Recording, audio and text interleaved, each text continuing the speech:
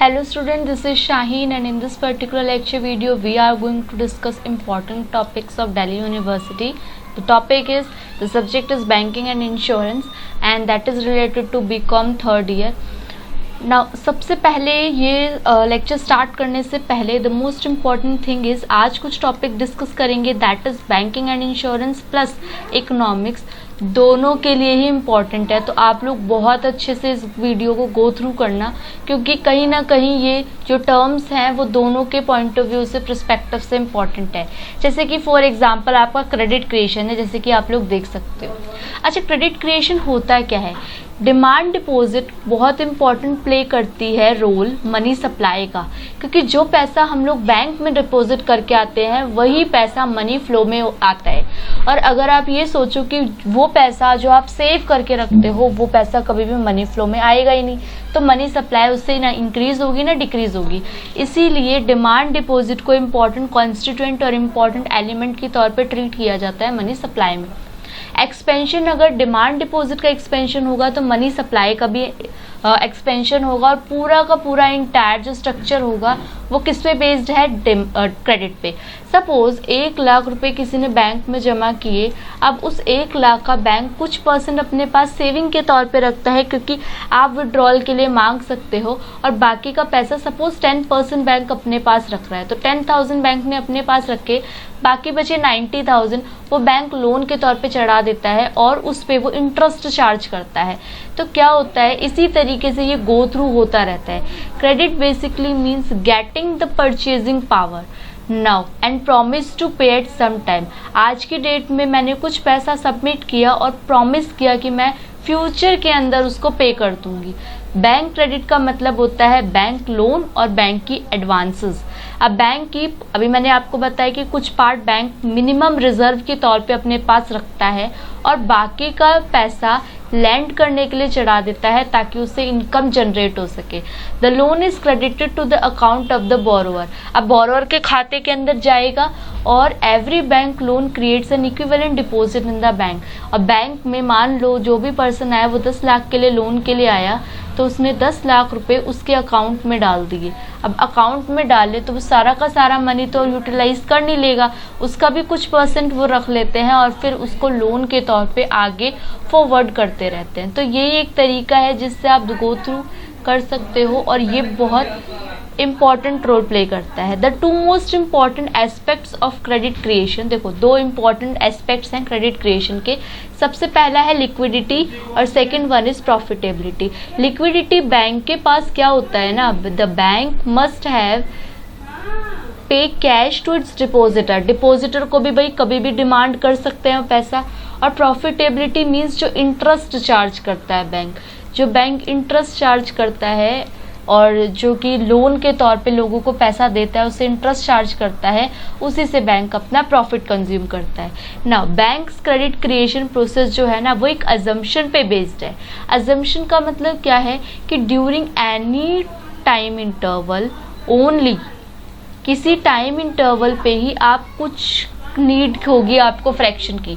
ऐसा नहीं है कि आप 10,000 रुपये, 15,000 रुपये, 20-25,000 रुपये एकदम निकालोगे, ऐसी कोई नीड नहीं होगी। एक अजम्पशन बेस्ड होते हैं कि आप कुछ टाइम इंटरवल पे ही कुछ पैसा निकालोगे। ऑल्सो बैंक और एज्यूम करता है कि customer would not turn up demanding cash against their deposit at any point of time. जो कस्टमर है would not turn up demanding cash, cash किसी भी टाइम पे डिमांड नहीं करेगा, एक पॉइंट ऑफ टाइम पे जल्दी जल्दी पैसों की डिमांड नहीं करेगा। वो ये एजम्पशंस है बैंक की और बैंक उसको फॉलो करके चलता है। कुछ बेसिक कॉन्सेप्ट है बैंक क्रिएशन के, ये समझो। बैंक एक बिजनेस इंस्टीट्यूशन की तरह काम करता है, रीजन बीइंग कि ये प्रॉफिट मोटिव के लिए काम कर रहा है ना, तो इसीलिए क्या होता है बिजनेस इंस्टीट्यूशन की तरह ये काम करता है। बैंक का काम क्या है? पैसा को डिपॉजिट करना, सबसे पहला काम। और दूसरा बैंक का काम क्या है? लोन के तौर पे उसको देना, ठीक है। सेकेंडरी और derivative deposit is bank grant loan and advance instead of giving cash to the borrower. Cash नहीं देता, लोन के फॉर्मेट में देता है, और ये सेकेंडरी और डेरिवेटिव डिपॉजिट के तौर पे आता है। नाउ जो मोस्ट इम्पॉर्टेंट है वो है कैश रिजर्व रेशियो। आप लोगों को पहले ही मैंने इस रिजर्व इसके बारे में बताया था कि ये होता है क्या है कि कुछ बैंक जो होते हैं ना, वो अपने, कुछ बैंक नहीं, हर बैंक को अपना CRR मेंटेन करना पड़ता है। मींस कैश की फॉर्मेट में कुछ रिजर्व अपने पास रखना पड़ता है, ताकि अगर कभी भी कुछ ऐसी कंटिजेंसी आए तो वो अपने डिपॉजिटर्स को उतने परसेंटेज ऑफ टोटल डिपॉजिट का फुलफिल करा सके। कुछ कैश होल्ड करके रखना पड़ता है कैश रिजर्व में। तो ये इम्पॉर्टेंट इसके अंदर एस्पेक्ट्स आएगा, तो तभी हमारा क्रेडिट क्रिएशन एक इम्पॉर्टेंट रोल प्ले करता है। और इम्पॉर्टेंट आगे इसके अंदर देखते हैं क्या है। एक्सेस रिजर्व, जब रिजर्व ज़्यादा हो जाता है, the reserve over and above the cash reserve are the excess reserve. मान लो मेरे पास कैश रिजर्व 10% मुझे रखना है, जैसे कि 1 लाख का 10%, एक छोटा सा एग्जांपल दे रही हूँ, दैट इज 10,000, लेकिन मेरे पास एक्सेस जो फंड पड़ा है वो 15,000 है, तो कितना एक्सेस हो गया, 5,000। तो ये जो 5,000 है ना, ये एक्सेस रिजर्व हो गया। और क्रेडिट मल्टीप्लायर क्या है, कुछ अमाउंट जो होती है ना कैश की, bank can create multiple times credit. कुछ अमाउंट से ही बैंक मल्टीपल टाइम्स क्रेडिट को क्रिएट करता है, मल्टीपल टाइम्स। तो in the process of multiple credit creation, the total amount of derivative deposit that a bank create is a multiple of initial cash reserve.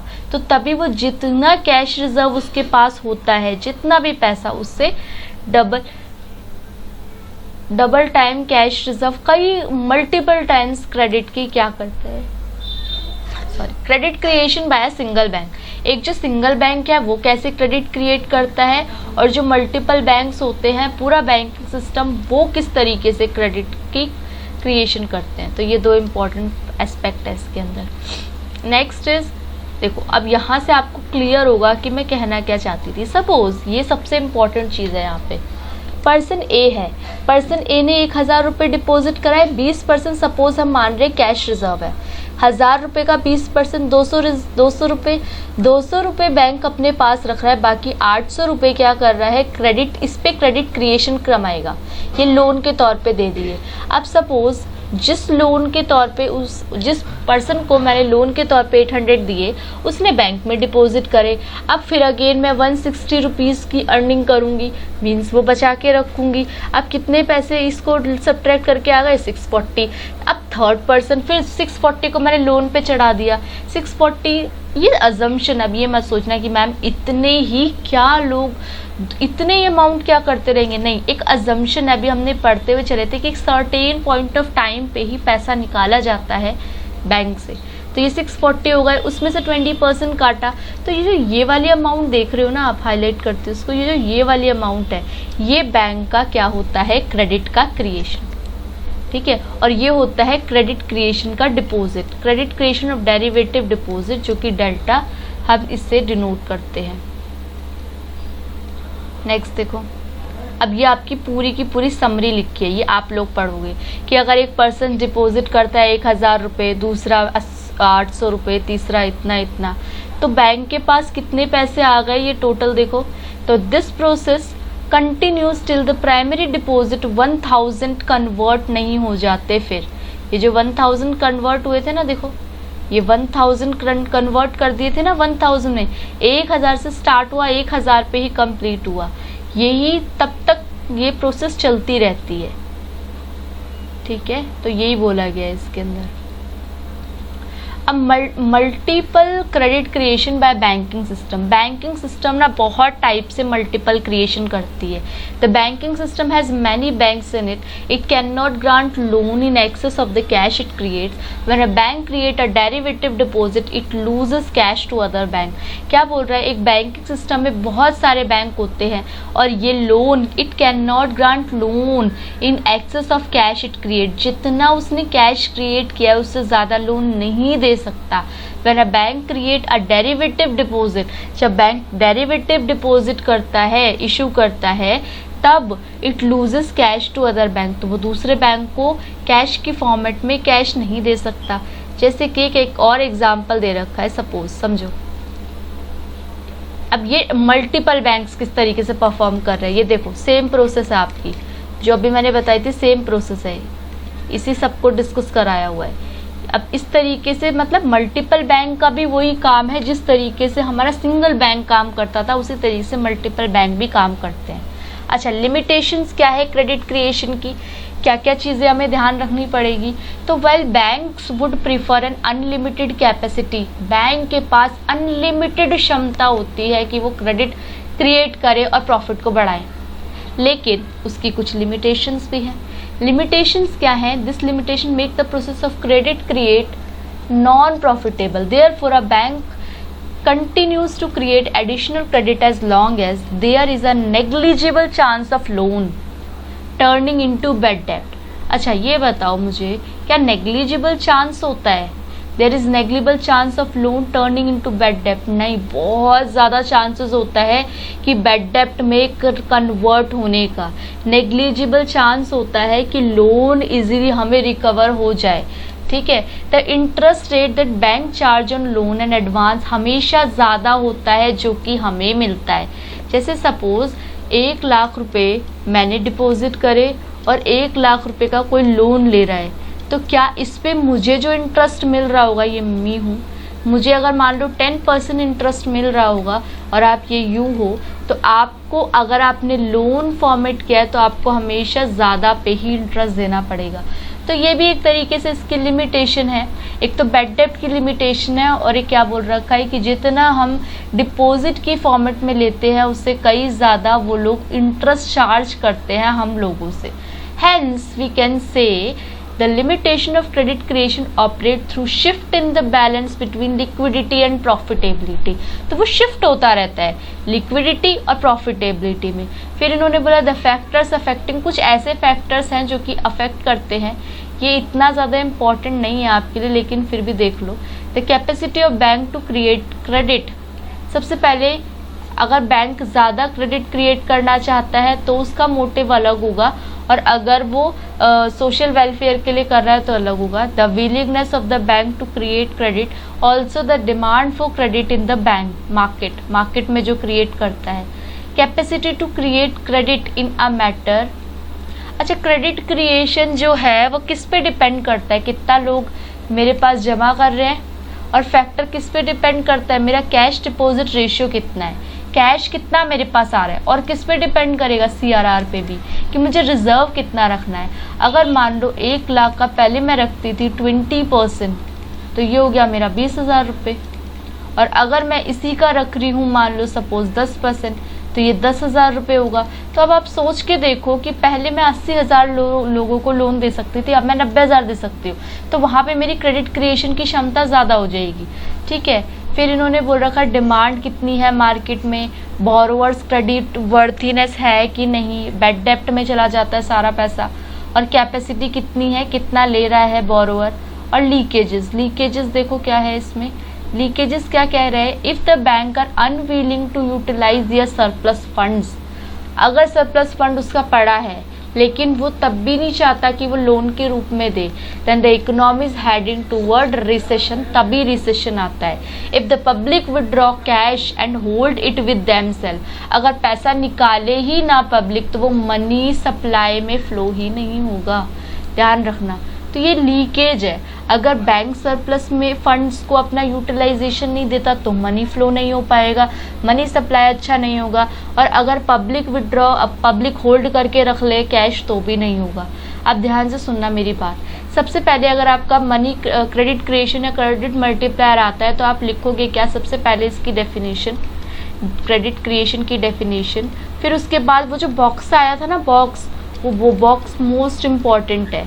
अब उसको आप बस ऐसे याद रखो, 1,000 रुपये किसी इंसान ने पे किए और 20% लोन के तौर पे, बाकी आप अपने आप बना लोगे, ठीक है, ये इम्पॉर्टेंट है। उसके बाद ये फैक्टर्स वगैरह इतने इम्पॉर्टेंट नहीं है, फिर आप बताओगे कि मनी फ्लो में क्रेडिट क्रिएशन किस तरीके से हेल्पफुल है, बस इतना ही आप जस्टिफाई कर दोगे ना तो आपके लिए मोर देन इनफ है।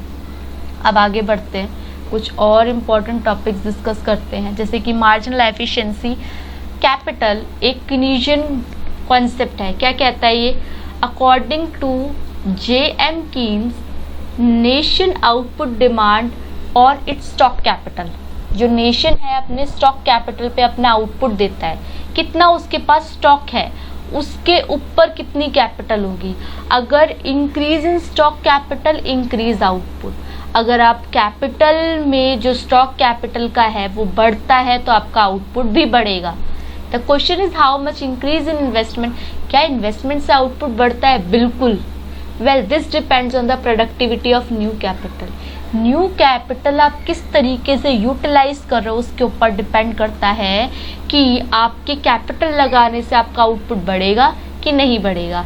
Marginal efficiency of capital, marginal efficiency of capital का मतलब है वो रेट ऑफ रिटर्न जो कि एक्सपेक्ट किया जाता है new capital asset over its life time.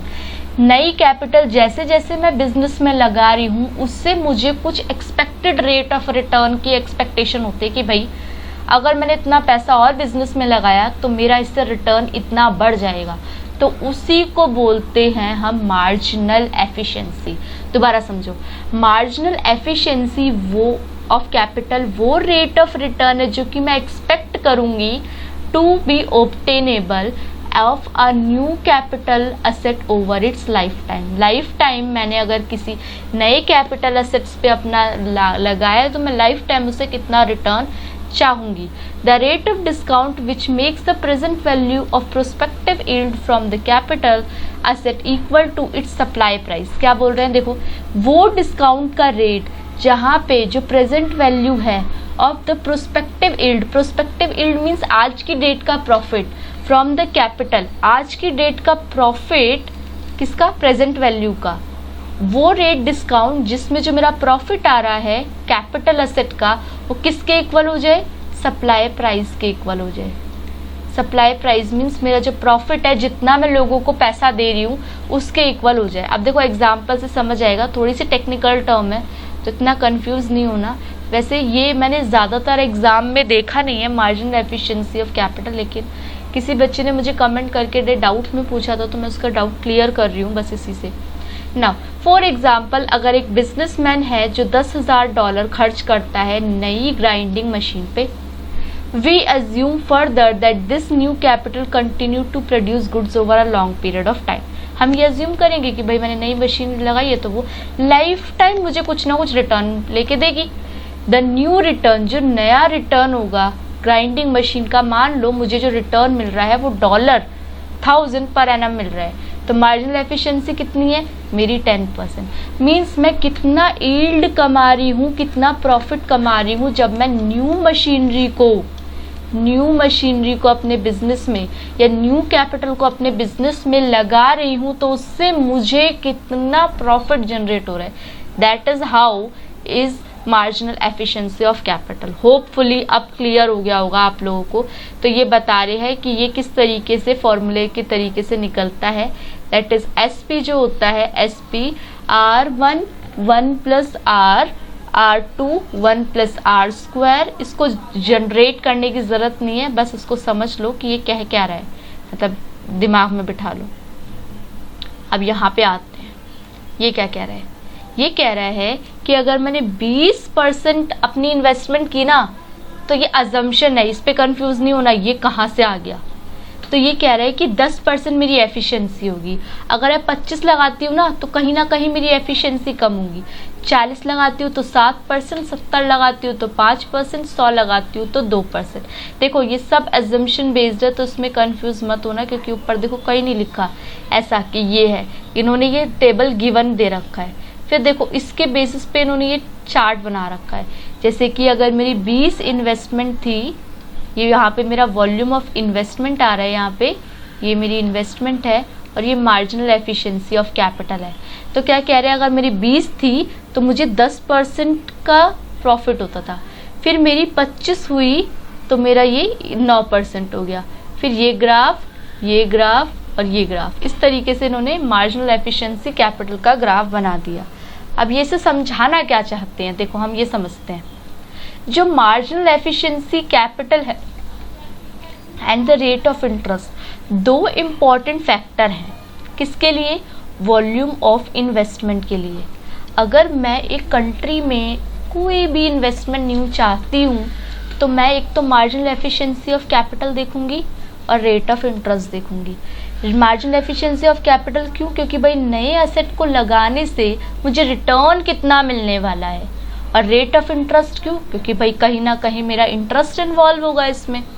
And investor while making new investment, तो वो MEC को देखता है, मार्जिनल एफिशिएंसी ऑफ कैपिटल को देखता है against the prevailing rate of interest. अगर MEC ज़्यादा है रेट ऑफ इंटरेस्ट से तो इन्वेस्टमेंट विल बी मेड। तब तक बनाए रखनी चाहिए जब तक MEC means marginal efficiency of capital and the rate of interest are equalised. Means क्या कह रहे हैं ये कि हम इन्वेस्टमेंट करें, MEC जब तक ज़्यादा है रेट ऑफ रिटर्न से, रेट ऑफ इंटरेस्ट से, तब तक तो मैं इन्वेस्टमेंट करूं, और तब तक करूं जब मेरा MEC और जो रेट ऑफ इंटरेस्ट है ना वो मेरा इक्वल ना आ जाए, तब तक मैं इन्वेस्टमेंट कर सकती हूँ। ठीक है, अब इसको और कॉम्प्लिकेटेड नहीं करेंगे कि एग्जाम्पल के थ्रू समझो। अगर रेट ऑफ इंटरेस्ट 7% है इंड्यूस्ड इन्वेस्टमेंट में, वो तब तक मैं करूंगी टिल MEC और रेट ऑफ इंटरेस्ट इक्वल नहीं हो जाते। At 7% of interest the new investment will be इतना। ये भी एक एग्जाम्पल के थ्रू समझाने की कोशिश कर रहे हैं कि ये है क्या। अच्छा, कुछ ऐसी चीजें, अब देखो ये सम अप करके बता रहे हैं तो उन्होंने शॉर्ट में लिखा होगा। क्या शॉर्ट में लिख रहे हैं ये? If the investment is to increase in the country, either the rate of interest should go down or MEC should increase. अगर मैं इन्वेस्टमेंट कर रही हूँ, बढ़ा रही हूँ एक कंट्री के अंदर, तो या तो हो सकता है कि मेरा जो इंटरेस्ट है वो क्या हो जाए, वो नीचे चला जाए, या मेरा MEC बढ़ जाए। मीन्स इनके बीच में कौन सा रिलेशन है? Inverse relation. आगे देखो फैक्टर्स, कौन कौन से फैक्टर्स MEC को अफेक्ट करते हैं शॉर्ट रन में और लॉन्ग रन में। शॉर्ट रन में कौन कौन अफेक्ट करेगा? Demand for the product. भाई जिस प्रोडक्ट की डिमांड ज़्यादा है उस प्रोडक्ट की मशीन पे खर्च करोगे तो वहाँ से रेट ऑफ रिटर्न ज़्यादा आएगा। लिक्विड एसेट्स मीन्स अगर enterprise are holding large volume of working capital, ज़्यादा वर्किंग कैपिटल उसने होल्ड कर रखा है। वर्किंग कैपिटल मीन्स पैसा हाथ में कितना है। then they advantage of investment opportunities that come in the way the MEC will be high and vice versa। तो ऐसा हो सकता है जो मेरा मार्जिनल एफिशिएंसी ऑफ कैपिटल है ना वो क्या हो जाए, कम हो जाए, विल बी हाई हो जाए। हाई कब होगा? जब मैंने ज़्यादा होल्ड करके पैसा रख रखा है। सडन चेंजेस इन इनकम, एकदम इनकम बढ़ जाए एकदम घट जाए तो उससे भी मार्जिनल एफिशिएंसी ऑफ कैपिटल फर्क पड़ेगा। करंट रेट ऑफ इन्वेस्टमेंट, मेरी आज की डेट की इन्वेस्टमेंट कितनी है उससे भी डिपेंड करेगा मेरा जो मार्जिनल एफिशिएंसी ऑफ कैपिटल है वो कितना है, बढ़ रहा है या घट रहा है।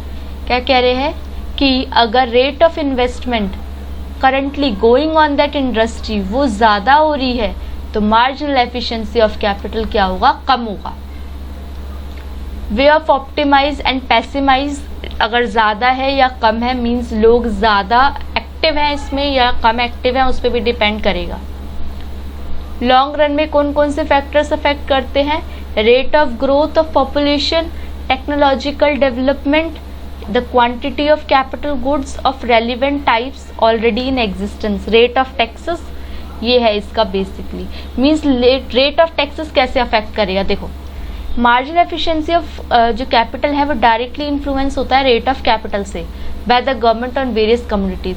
अगर जो टैक्सेस हैं, when taxes are levied the cost of commodities are increased, भाई कॉस्ट बढ़ जाएगी, इनकम मेरी कम हो जाएगी, तो रेट ऑफ टैक्सेस पे अफेक्ट हुआ कि नहीं हुआ? तो ऐसे ये अफेक्ट करते हैं। तो इसके अंदर हमने ये सारी चीज़ें पढ़ी। अब आगे देखते हैं इसमें क्या दे रखा है। ये आपका बहुत बड़ा टॉपिक है,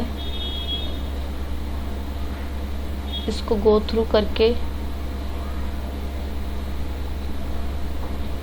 इसको गो थ्रू करना, क्योंकि होपफुली एग्ज़ाम्स आप लोगों के हैं ही जल्दी, तो मैं एक तरीके का ये आपको दे रही हूँ, आप इसको रीड करके रखना। नेक्स्ट लेक्चर वीडियो में हम लोग पूरा डिस्कस करेंगे कि ये क्या होता है, एक एक चीज़ अच्छे से डिस्कस करेंगे पूरा।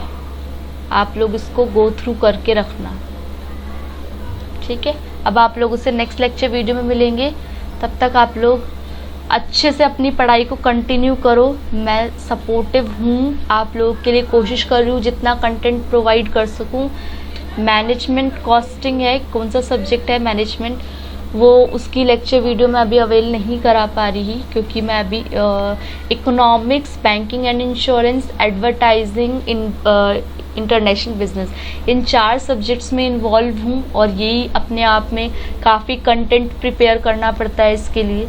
तो होपफुली आप समझ रहे होगे इसको। तो आप लोग क्या करो, आप लोग चैनल को सब्सक्राइब करो, शेयर करो, लाइक करो वीडियो को एज मोर एज पॉसिबल। आप लोगों से नेक्स्ट लेक्चर वीडियो में मिलेंगे, तक स्टे ट्यून्ड।